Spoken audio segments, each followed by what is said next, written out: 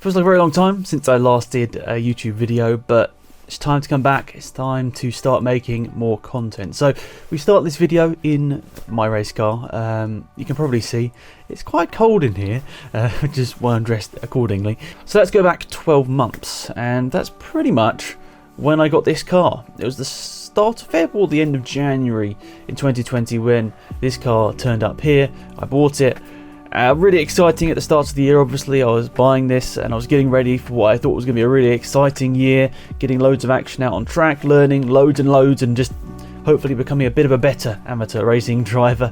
But of course things changed quite quickly after that. But when this did arrive at the start of the year, I was very nervous because this was a big thing for me. This is obviously the biggest investment I've ever really had in my life, so that was a big thing for me, but I was committed to it. I really wanted to make a lot out of this through 2020.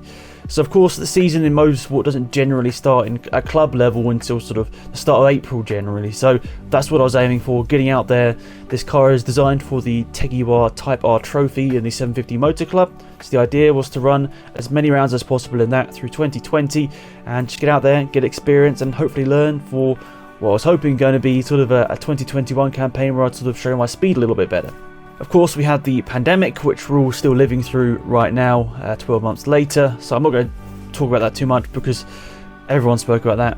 I don't need to add anything to that, to be perfectly honest. But this is about my journey through 2020 and about the racing as well. So that was somewhat interrupted as well by health conditions that I had towards the end of 2019, which I didn't think were so serious. But as I went to the hospital numerous times through 2020, I realised it was more serious, and it's a strange one. I do have to take this medication, but it doesn't really affect my day-to-day life, but just keeping on top of it, eating the right things.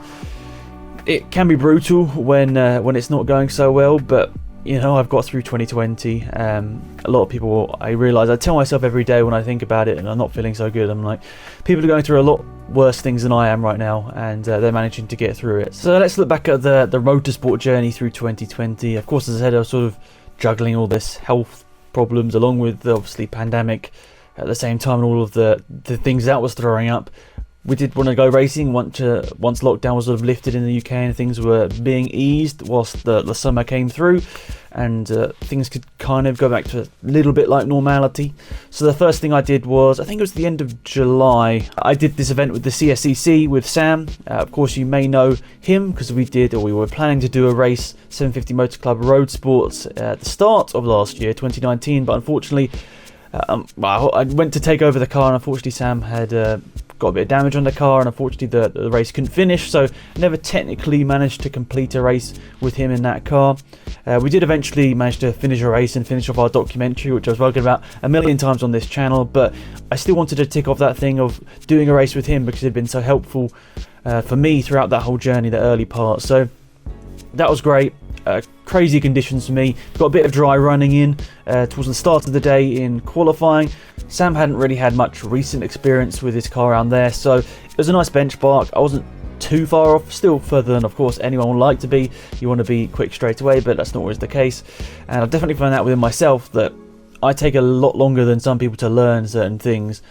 I do get there eventually with certain things in life. It's some things are normal, but some things, I guess, like motorsport, where you've got to really find that edge and get close to that limit, I struggle a bit more with, and it takes me a little bit more time to learn, and I'm fully fine saying that. I think everyone reacts differently, but that was just a thing, and it took me a while to get sort of close to Sam in terms of lap times. But unfortunately for the race, it started raining, and I hadn't really had any experience in those conditions. It is what it is. I would have loved, obviously, the race to be dry and for me to put the experience I had to good use. We'd only had very limited running on the day before, or a couple of days before, doing a test. So we got a few laps in, but a lot of red flags. We didn't really get much running, so that was a bit unfortunate. But at the end of the day, I'm happy that we did that event, because obviously that was a great thing to start this journey through 2020, get some knowledge before I took this car out. So it's a bit of a difficult situation for this one, because I needed a lot of things before I could go racing. I'm young enough that I don't have the trailer license part of my license, so I had to do an extra test for that. So that took over a couple of weeks, or actually a couple of months, I suppose, with the lessons being so spread out due to the virus and loads of people trying to get bookings in. That took much longer than it would have done in a normal year, so that was that. Then it was going to get the trailer, so obviously trying to find the right trailer. The one I got, not really ideal, it's probably a little bit too small. The car fits on it fine, but it's just like if you really wanted, you'd have got a bigger trailer. And then the other problem is none of us here have a car that's big enough to tow, so I had to buy a tow car as well. So you see how motorsport gets expensive quickly, and of course I'm paying for all of this myself, all of the towing lessons and stuff like that. It just adds up, and of course when you're adding a car and a trailer onto the top of that, it gets expensive. And obviously I guess I wasn't really prepared for how expensive it was going to be, but nonetheless, once that was all sorted, it was pretty much the end of August. So everything was sorted, of course. It was taking a long time. Only in the UK, I think stuff started to open up sort of June time, didn't it? So it took obviously a couple of months for all those things to come together, and by the time it did, we were ready to go racing. But by that time, obviously a lot of events had been cancelled, rescheduled. It was all about trying to find an event that I could just get into and get some experience quickly.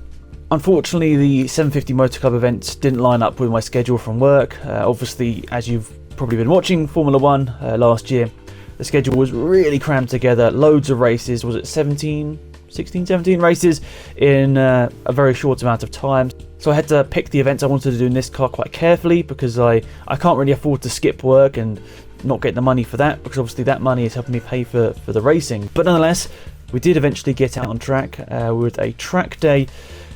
Well, a few days before our first race event, and that was at Brands Hatch, which I was quite happy about. Obviously not a local track, it wasn't too far to take the car for its first track day. First time towing this car on the trailer to Brands Hatch. It was a big experience that day. I know that sounds really silly for people that have been towing cars and doing all the racing business for many years, but it's when you're doing it for the first time, it's really a strange experience, and you've just got to try and take everything in.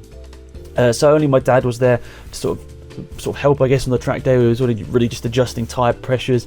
This car only has like a basic setup on. That's something that we need to do before we go racing in 2021, is get a setup on it, because right now it's quite far away from where it could be in terms of the setup, and then there's all the pace I can find in myself after that.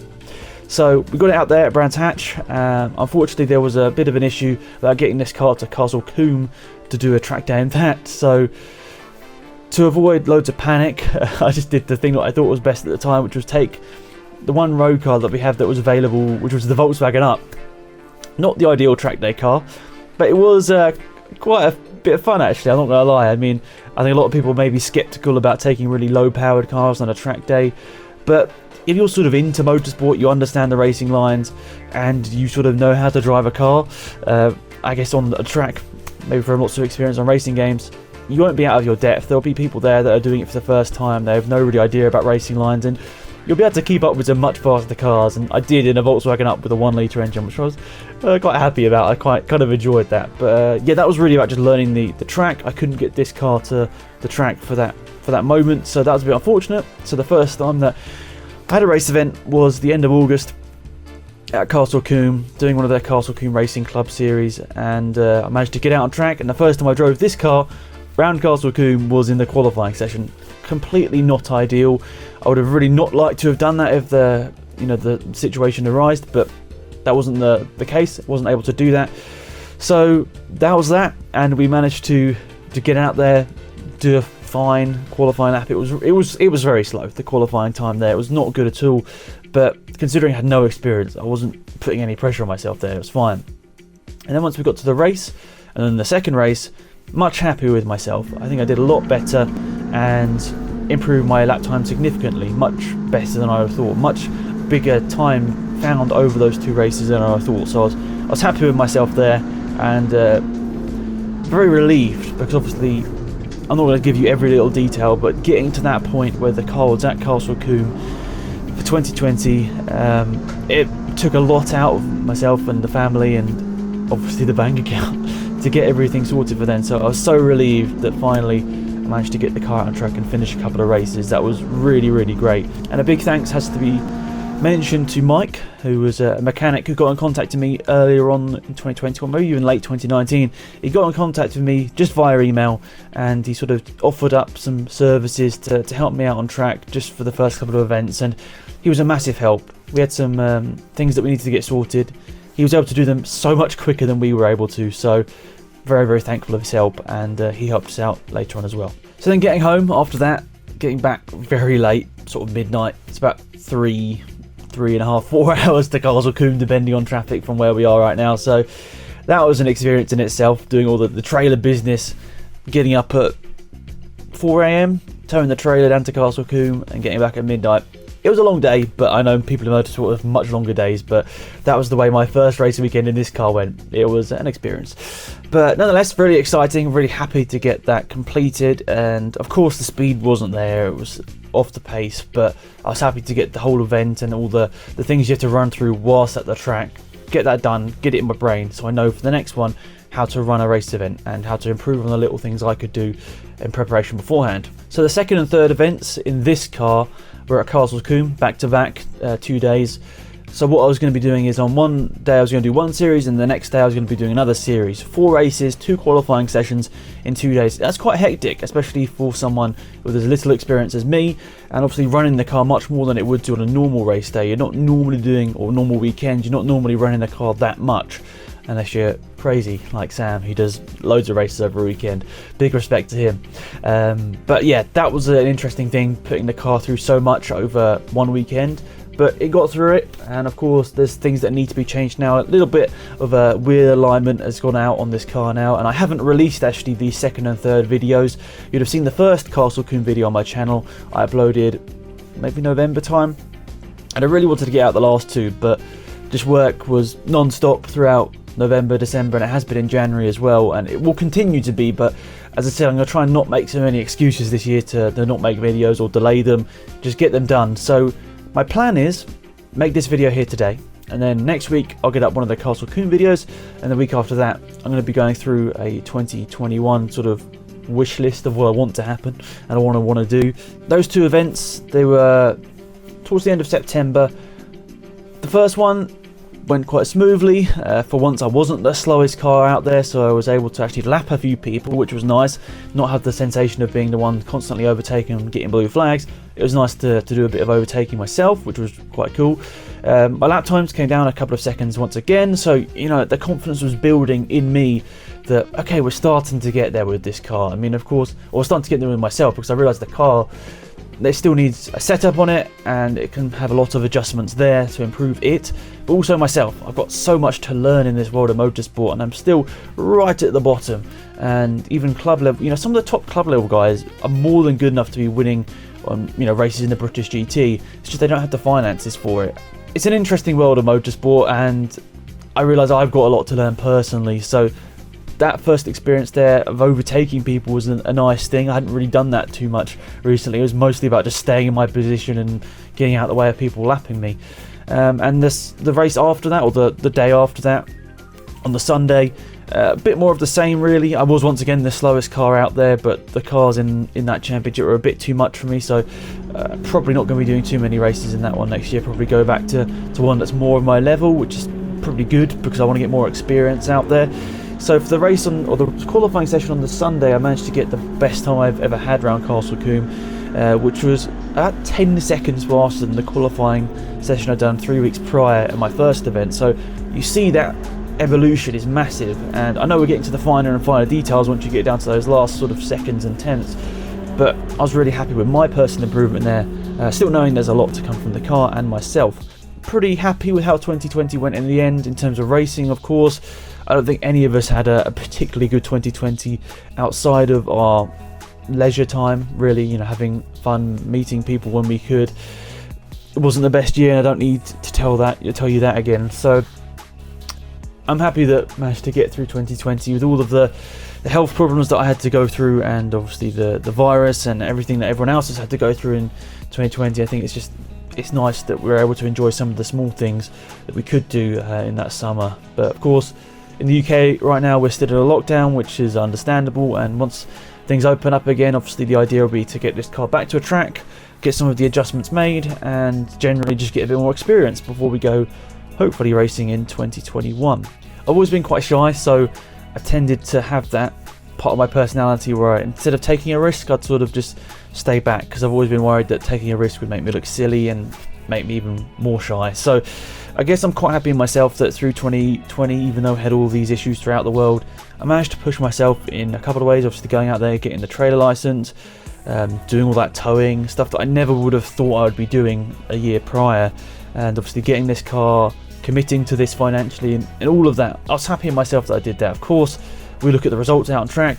It wasn't anything special, and I guess I wasn't really expecting it to be, but that was, I wouldn't even call that a rookie campaign. I only did what normally people would do pre-season, really, amount of laps around the track. So I guess what I'm going to be calling 2021 is my debut season, really, in this car. Last year was only a couple of one-offs, so lots to learn.